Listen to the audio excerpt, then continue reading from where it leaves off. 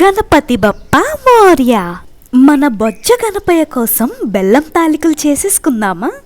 ముందుగా లోతైన పాత్రలో 1 లీటర్ నీళ్లు, చిటికెడు ఉప్పు వేసుకోవాలి.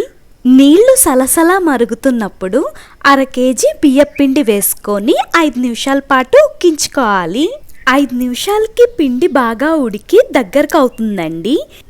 ఇప్పుడు 1 స్పూన్ నెయ్యి వేసుకొని పిండంతా బాగా కలిసేలాగా కలుపుకోవాలి. ఈ స్టేజ్లో స్టవ్ ఆఫ్ చేసేసుకొని పిండిని పక్కన పెట్టేసుకోవాలి.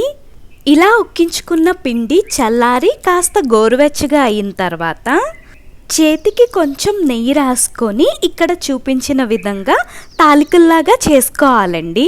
పిండి మొత్తాన్ని ఇలా తాలికలను ఉండ్రాల్లాగా చేసుకున్నాక ఇప్పుడు మరో లోతైన పాత్రలో 1/2 కేజీ బెల్లం, 2 గ్లాసుల నీళ్లు వేసుకోవాలి. బెల్లం పూర్తిగా కరిగి ఇలా మరుగుతున్నప్పుడు ఇందులో తురిమిన కొబ్బరి, యాలకుల పొడి వేసుకొని 1 పొంగు రానివ్వాలి.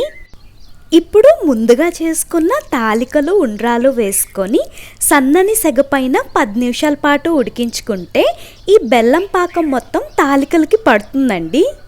అంతేనండి, బెల్లం తాలికలు తయారు.